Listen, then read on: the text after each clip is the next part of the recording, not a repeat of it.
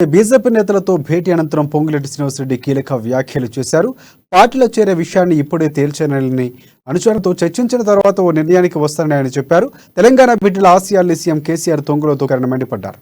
వ్యక్తిగత స్వార్థం కోసం పరిపాలన చేస్తున్న సీఎం కేసీఆర్ను గద్దెదించే అంశంలో అందరం ఏకం కావాలని బీఆర్ఎస్ వ్యతిరేక శక్తులు పిలుపునిచ్చారాయన.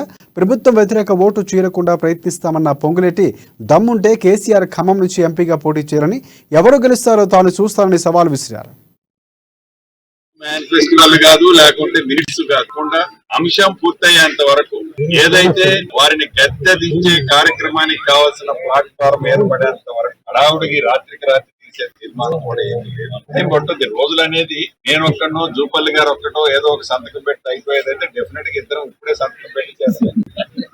వారి నియోజకవర్గం, వారి జిల్లాలో గాని, ఈ ఉమ్మడి ఖమ్మం జిల్లాలో గాని యావత్ తెలంగాణ బిడ్డల ఆలోచనలకు అనుగుణంగానే మా అందరి ఆలోచనలు ఫుల్ టైం పట్టుద్ది. డెఫినెట్ అనుకునే వాళ్ళకి మటుకు సమాధానం ఒకటి, ఇవాళ మా ఇద్దరికి పదవులు లేకపోవచ్చు, ఇప్పుడున్న వందలాది మందికి ముఖ్య నాయకులకి పదవులు లేకపోవచ్చు, కానీ పదవులు లేకపోయినా ఏ ఆలోచన అయితే ఉందో, ఏ కార్యక్రమం అయితే చేపట్టాలనుకుంటున్నామో ఆ కార్యక్రమం చేపట్టేదో